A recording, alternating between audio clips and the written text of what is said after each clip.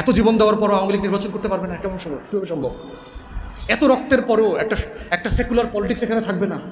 এত রক্তের পরেও বাংলাদেশে মুক্তিযুদ্ধের পক্ষে শক্তি সে রাজনীতি করতে পারবে না। এত মানুষ এই কারণে জীবন দিয়েছে, কয়দিন পরে এইটাই বলবে যে এত শহীদ রক্ত, এত ছাত্রলীগের নেতাকর্মী গত বছর জীবন দেওয়ার পরে আওয়ামী লীগ রাজনীতি করতে পারবে না, সেটা কিভাবে সম্ভব? আওয়ামী লীগকে যারা ফিরায় আনতে চায় তারা দুইটা এক্সাম্পল বলে ইদানিং দেখবেন আমাদেরকে ইনডোর মিটিংগুলোতে। শ্রীলঙ্কাতে রাজাপাকসের বিরুদ্ধে আন্দোলন হয়েছে না 2-3 বছর আগে? রাজাপাকসে ফিরে এসে নির্বাচন করছে না? তো হাসিনা কেন আওয়ামী লীগ কেন নির্বাচন করতে পারবে না? যৌক্তিক প্রশ্ন তো, প্রশ্ন শুনলে যৌক্তিক মনে হয় না? যে ওই যে একটা মেয়ে বলছে না কদিন আগে যে আমি তো ডাকসুরে মনে করছিলাম এটা ক্যান্টিন। এইরকম যদি শিক্ষিত ভদ্র মানুষ থাকে বাংলাদেশে, এই প্রশ্নটা শুনে তাজ্জব হয়ে যাবে না যে হ্যাঁ শ্রীলঙ্কার রাজাপাকসের বিরুদ্ধে আন্দোলন হয়েছে, বেচারা চলে গেছে, আবার 2.5 বছর পর কেয়ারটেকার হয়েছে, উনি এসে আবার নির্বাচন করছে, সমস্যা কোথায়? তারপরে ইন্দোনেশিয়াতে সুহার্তোর ছেলে, ইন্দোনেশিয়া না তো ফিলিপাইনে, সুহার্তোর মার্কোসের পতন হয়েছিল না? মার্কোসের জুনিয়র আইসা কয়দিন আগে গত বছর প্রেসিডেন্ট হয়েছে না নির্বাচনে? তো হইতে পারবে তো, সমস্যা কই? কি কখনো ভাবছেন আপনারা আওয়ামী লীগ কেন আসতে পারবে না? মানে তাকে না আসতে পারার কারণটা কি? এবং আপনি যদি জুলাইয়ের ঘোষণাপত্র পড়েন 24 তারিখ কি মনে হয়? এই কিছু ঢিল পালাপালি হয়েছে এখানে সেখানে, কিছু ঝামেলা হয়েছে, এই সরকার 1-2টা গুলি করছে, 1-2টা মানুষরা এখানে সেখানে মারা গেছে, ব্যাপারটা এরকম না? জুলাইয়ের ঘোষণাপত্র পরে এরকম মনে হয়েছে না? তাহলে খেয়াল করতেছেন যে একটা ঘটনার ইন্টেন্সিটি, এটার পাঞ্চ পাওয়ার বলে আর কি, যে আপনি একটা মানুষকে কত পাঞ্চে মারলে তার কয়টা হাড় ভাঙবে, ইন্টেন্সিটিটা লো করে ফেলছে। আমার গণ অভ্যুত্থানটা যে স্কেলে হয়েছে, যে ইন্টেন্সিটিতে হয়েছে, এইটাকে খুবই ছোট করে নিয়ে আসতেছে। ছোট করে আনতে আনতে এমন হয়েছে যে কোনো দল এইটা 75-এর নভেম্বর মাসে নিয়ে গেছে। মানে এইটা যে আমার এখানে শত শত বছরের একটা গুরুত্বপূর্ণ লড়াই, সেইটাকে আমার 90 থেকে ছোট করে ফেলছে। এইটা ওই যে নিরাপদ সড়ক চাই আন্দোলন, এই ভ্যাট বিরোধী আন্দোলন, এই কোটা বিরোধী আন্দোলন, এরকম একটা জিনিস হয়েছে। কিছু লোক মারা গেছে, দেশের স্থিতিশীলতার স্বার্থে এই সেনাবাহিনীর প্রধান উনি দেবদূত আকারে হাজির হয়েছেন। উনি এসে হাসিনাকে রিকোয়েস্ট করছেন, আপা আপনি আপাতত একটু হলিডেতে যান, আমরা ওইখানে হলিডে রিসোর্ট আপনার জন্য বুক করে রাখছি দিল্লিতে, দোতলা বাসায় গিয়ে থাকবেন, আপনি পরিস্থিতিটা ঠান্ডা হয়ে যাক, আপনি রাজাপাকসের মতো আবার এসে আগামী বছর নির্বাচন করবেন। এই কোনো সমস্যা হয়নি। বক্তব্যটা এরকম না? খেয়াল করছেন টোটাল বয়ানটা কীভাবে করতেছে? হ্যাঁ, মানে বিশ্বাস করে ইউনুসকে দিছিলাম দায়িত্ব, এও দেখি মব ঠেকাইতে পারে না, এই আবার খুন খারাপি। সুশীলরা বলা শুরু করছে না আইন শৃঙ্খলা পরিস্থিতির এত খারাপ অবস্থা 16 বছরেও নাকি ছিল না। খেয়াল করছেন? হ্যাঁ, কী লাভ হইলো? জিনিসপত্রের দাম বাড়তেছে, বিদেশি বিনিয়োগ আসতেছে না, চাকরি বাকরি হচ্ছে না, পুলিশের নিরাপত্তা দিতে পারতেছে না। তো আগেই তো ভালো ছিলাম, তাই না? এমন রাষ্ট্র কি চেয়েছিলাম, তাই না? ব্যাপারটা এরকম, এমন রাষ্ট্র কি চেয়েছিলাম? এই রাষ্ট্রের জন্য কি 1400 মানুষ জীবন দিল? এত জীবন দেওয়ার পরও আওয়ামী লীগ নির্বাচন করতে পারবে না, কেমন সম্ভব, কীভাবে সম্ভব? এত রক্তের পরেও একটা সেকুলার পলিটিক্স এখানে থাকবে না। এত রক্তের পরেও বাংলাদেশে মুক্তিযুদ্ধের পক্ষে শক্তি সে রাজনীতি করতে পারবে না। এত মানুষ এই কারণে জীবন দিয়েছে, কয়দিন পরে এইটাই বলবে যে এত শহীদ রক্ত, এত ছাত্রলীগের নেতাকর্মী গত বছর জীবন দেওয়ার পরে আওয়ামী লীগ রাজনীতি করতে পারবে না, সেটা কিভাবে সম্ভব? খেয়াল করছেন? এই বয়ান যদি আমরা এখন থেকে চ্যালেঞ্জ না করি, এইটা যেতে যেতে আওয়ামী লীগ, ভারত মিলে, বামপন্থীরা মিলে এমন জায়গায় নিবে। সাদেক কায়ুমরে তো অলরেডি পাকিস্তানি বানাই ফেলছে না? হাদিরে অলরেডি পাকিস্তানি বানাই ফেলছে না? আমারে তো প্রতিদিন ফ্লাইটে পাকিস্তানে পাঠায় দেয়। তা আমার বউ নিচে লিখছে, ভাই পাকিস্তানের সাথে ডাইরেক্ট ফ্লাইট এখনও নাই, পাকিস্তানের উপপ্রধানমন্ত্রী আসছে, ফ্লাইটের দিন তারিখটা তারপরে ঘোষণা করা হবে কবে যাবে উনি পাকিস্তান। যেহেতু আমার পাঠায় দিবে, ফ্লাইট লাগবে, তো ইসলামাবাদের সাথে এখন ফ্লাইট নাই, এই জন্য নতুন দেখবেন ইসলামাবাদের সাথে ডাইরেক্ট ফ্লাইট হয়েছে। তো নিচে আবার আরেকজন লিখছে, ভাই এই যে আপনারে পাকিস্তানে পাঠানোর জন্যই বাণিজ্য মন্ত্রী আইসা সরাসরি ইসলামাবাদের ডাইরেক্ট ফ্লাইটের চুক্তি করে গেছে, আমারে হাদিরে হাসনাত্রে সবারে পাকিস্তান পাঠাই দিব। তাহলে এই রাজনীতিটা খেয়াল করে দেখেন, আওয়ামী লীগ মুক্তিযুদ্ধ না করে মুক্তিযুদ্ধের টোটাল মালিকানা যদি নিতে পারে, বিশ্বাস করেন যদি আপনারা সতর্ক না থাকেন, 24-এর আন্দোলনের মালিকানা আওয়ামী লীগ দিল্লি রেজিস্ট্রেশন করে নিয়ে নিবে।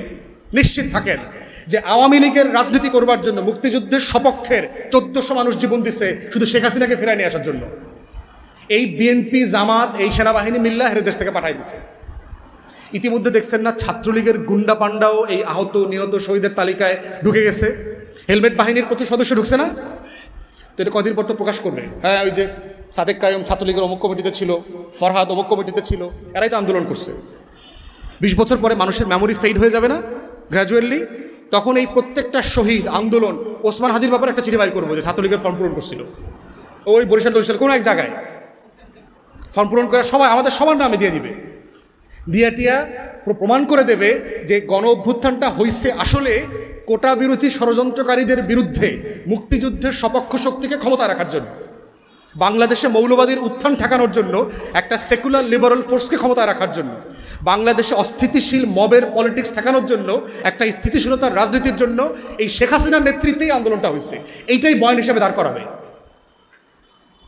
এবং এটাই হচ্ছে বয়ানের ক্ষমতা। অতএব সেই জায়গা থেকে কিভাবে কার ক্রেডিট কিভাবে চিন্তাই হয়, শেখ মুজিব 9 মাসকে জেলখানায় ছিল না ডুপ্লেক্স পাকিস্তানের বাংলো বাড়িতে ছিল? পড়ছেন আপনারা হিস্ট্রিতে?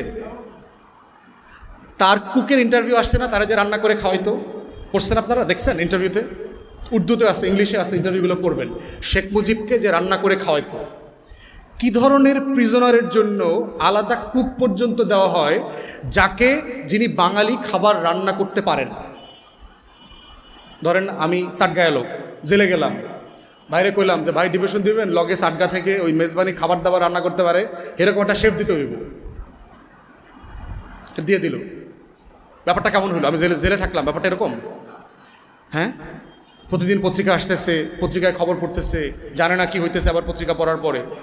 মানে বয়ানটা দেখেন, মানে সে যে পুরো জাতিকে নিরস্ত্র রেখে পালায়া চলে গেছে, একটা জাতিকে, কত বড় মানে কাপুরুষ। এই কাপুরুষকে আমার মুক্তিযুদ্ধের জনক বানাইছে, তাকে মিথ্যাচারের কি পরিমাণ শিফট করতে হয়েছে তাকে চিন্তা করেন। এবং সে নিজে কোর্টে ওখানে জবানবন্দি দিছে যে আমি পাকিস্তানের অখণ্ডতায় বিশ্বাস করি। কোর্টে, পাকিস্তানের কোর্টে তার বিরুদ্ধে রাষ্ট্রদ্রোহিতার মামলা হয়েছে, তো সে কোর্টে বলছে আমি পাকিস্তানের অখণ্ডতায় বিশ্বাস করি, এবং সেটার জন্য তো সে কাজও করছে। কাজ করে নাই? ভারত থেকে বাংলাদেশে এসে প্রথম কি বলছে? ভারতে গিয়ে গান্ধীরা বলছে না সৈন্য উঠায় ফেলতে হবে। তো শেখ মুজিব যদি এত ভারতপ্রেমী লোক হয়ে থাকে, এত যদি মুক্তিযুদ্ধের সপক্ষে শক্তি হয়ে থাকে, তাহলে ভারতের সৈন্য উড্র করলো কেন? যৌক্তিক প্রশ্ন না? দরকার নাই তো, ভারতের বাহিনী উঠে যেতে হবে কেন? ওই দিক থেকে ভুট্টো জাতিসংঘে বলছে এটা ডিসপিউটেড ল্যান্ড, এটা এখনো আমার ভূখণ্ড। শেখ মুজিব দিল্লি হয়ে ঢাকাতে এসে বলতেছে ভারতের সৈন্য চলে যেতে হবে। ইন্দিরা গান্ধীকে দিল্লি থেকে বলছে যে আপনার সোলজার উঠায় নেবেন, আপনি আমাদের সাহায্য করছেন, ধন্যবাদ। এইটা কি ভারতের ন্যারেটিভের সাথে যায় না পাকিস্তানের ন্যারেটিভের সাথে যায়? যে ঠিক আছে আলাদা হয়ে গেছেন ফাইন, কিন্তু ভারতের পেটে ঢুইকেন না। শেখ মুজিবকে তো এটাই বলা হয়েছে আলটিমেটলি, কি আলাদা হয়ে গেছেন, যুদ্ধ হয়ে গেছে, ফাইন, কিন্তু আপনি ভারতের পেটে ঢুইকেন না। পাকিস্তান কি জিনিস আর ভারত কি জিনিস, এটা শেখ মুজিবের থেকে ভালো কে জানে? তার আত্মজীবনে পড়ছেন না? 46-এ কীভাবে হিন্দু বাড়ি অ্যাটাক করছে, রায়ট করছে, এগুলো লিখছে না সব? 46-এর কলকাতার রায়টে শেখ মুজিব কোন লেভেলের মারামারি করছে এগুলো বলছে না? গোপালগঞ্জে, ফরিদপুরে কীভাবে হিন্দু বাড়ি পড়ায় টড়ায় দিছে, এগুলোর গল্প বলছে না সে? সো দুই রাষ্ট্রকেই সে ভালোভাবে চেনে।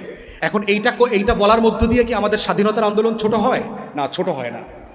এটা কোনোভাবেই আমার মুক্তির লড়াইটা ছোট হয় না। যেটা হচ্ছে, এই লড়াইটাকে কি আপনি দিল্লির চোখ দিয়ে ব্যাখ্যা করবেন, না এইটাকে আমার নিজস্ব একটা জনযুদ্ধ বাংলাদেশপন্থী চোখ দিয়ে ব্যাখ্যা করবেন? আমার রাষ্ট্রটাকে আমার মতো করে ব্যাখ্যা করবেন কিনা? এর মানে এটা কি যে বাংলাদেশ পাকিস্তান হয়ে যাবে? প্র্যাকটিক্যালি সম্ভব? আমার সীমানা আছে। বাংলাদেশে কোনো মানুষ গত 54 বছরে বলছে আমি পাকিস্তান হইতে চাই? কেউ বলছে? কিন্তু দেখবেন যে প্রত্যেক দিন যারাই দিল্লির আধিপত্যবাদীদের বিরুদ্ধে কথা বলে তারা বলে ও পাকিস্তানপন্থী। খেয়াল করছেন? আমরা কেউ কি কোনোদিন বলছি যে আমরা পাকিস্তান হইতে চাই? বাংলাদেশের কোনো পলিটিক্যাল পার্টি কোনোদিন বলছে 71-এর পরে? বলে নাই তো। তাহলে সেই জায়গাতে দেখেন, আপনি বাংলাদেশের মুক্তির লড়াইটাকে কোন চোখ দিয়ে ব্যাখ্যা করবেন, এটা হলো বিষয়। এগুলো বলার মানে এটা না যে আমার মুক্তির লড়াইকে আমরা ছোট করছি। কোনোভাবে আমার মুক্তির লড়াই ছোট না। জেনুইনলি বৈষম্য হয়েছে, যুদ্ধ চাপিয়ে দেওয়া হয়েছে আমাদের উপরে। পাকিস্তানিরা নির্বাচনে জেতার পরেও বিজয়ী দলকে ক্ষমতা দেয় না, এগুলো তো সত্য, ফ্যাক্ট। শেখ মুজিব ইলেকশনে জিতছে তো ভাই, ওরে ক্ষমতা দিবেন না আপনি? আপনি কেন ক্র্যাকডাউন করবেন আপনার দেশের মানুষের উপরে? ক্র্যাকডাউন তো আপনি করতে পারেন না।